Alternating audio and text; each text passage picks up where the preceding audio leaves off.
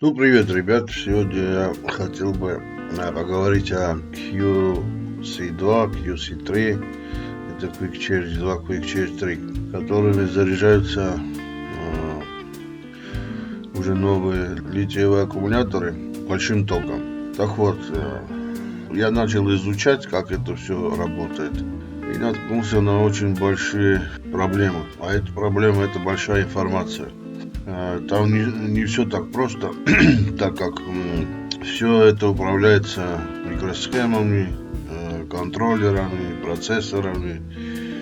Ну, короче, там большая бельберда, так что решил сам своими руками сделать устройство, которое заряжало наши аккумуляторы побыстрее. И вот до чего я додумался. Короче говоря, по ходу дела объясню. Ну, мы все знаем, да, алгоритм зарядки литиевых аккумуляторов. Вот, например, мы все знаем, что сперва мы обеспечиваем постоянный ток, который нельзя превысить. При этом напряжение на самых аккумуляторах обязательно будет меньше, чем его максимальное значение. К примеру, возьмем 4,2 вольта. К примеру, если заряжать аккумулятор 1 ампером, из-за того, что на аккумуляторе, скажем так, минимальное напряжение, да, на разряженном аккумуляторе, то при зарядке 1 ампером там может быть 3,7 вольта, 3,8 вольт, да. По мере зарядки она повышается до максимума. То есть максимум у нас, мы знаем, что можно заряжать напряжением 4,2 вольта. При достижении 4,2 вольт ток начинает снижаться. И получается, что при 4,2 вольтах, при уже фактически заряженном аккумуляторе, где-то с 50 миллиампер, и значение минимальное, при котором уже прекращается зарядка аккумулятора. Так, это один вариант. Есть еще другой вариант, к примеру. Вот, скажем, второй вариант. Такой же алгоритм, да. Вот, напряжение на аккумуляторе, на клеммах аккумулятора, давайте я так скажу, на клеммах аккумулятора, да. Вот, постоянный ток, которым нужно заряжать аккумулятор. Максимальный ток, он поддерживается до тех пор, пока не поднимется напряжение до максимального 4,2 вольт, да? Значит так, идея заключается в том, что поддерживать на клеммах аккумулятора максимальное его значение 4,2 вольта. Поддерживать не только ток, но и напряжение. Смотрите, скажем, вот этот аккумулятор, скажем так, да, а вот эта схема, поддерживающая на клеммах аккумулятор 4,2 вольта. Сейчас включу я его и смотрим. Вот 4,2 вольта. Вот поддерживаем его на клеммах. И при этом ток тоже поддерживаем, к примеру, на 2 амперах.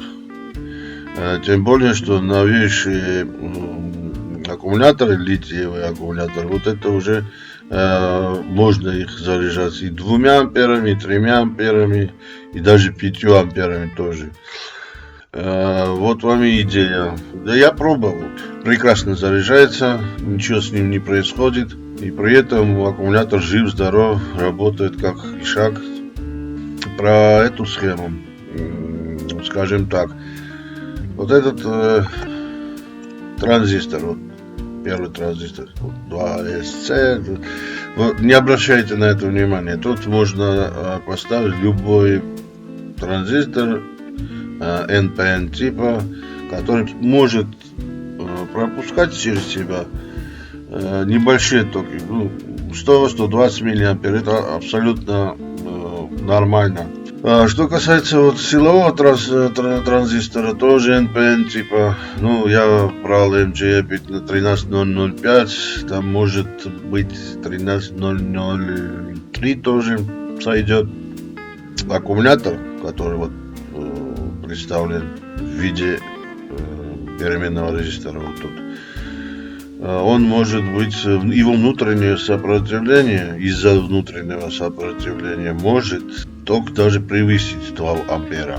Учитывая вот это, вот этим резистором как раз ограничивается ток через вот этот транзистор, силовой транзистор.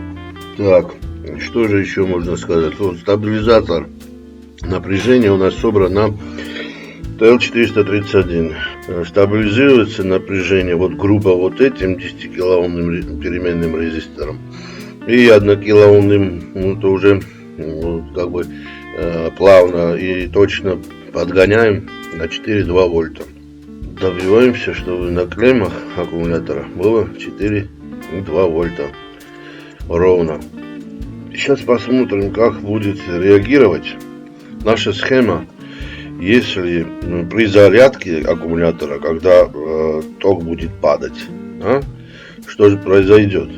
Смотрите, ток падает, напряжение сохраняется, и даже если сделать так, чтобы к концу зарядки на аккумуляторе будет 4,19, то это не проблема, я так думаю, даже наоборот. Эта схема не моя, я его просто подогнал под эти нужды, и я думаю, что как раз то, что нужно. Ну, все, ребята, пока. Спасибо за внимание. Если идея хорошая, если вам понравилась идея, то ставьте лайки. Ну и обсуждаем, не стесняемся.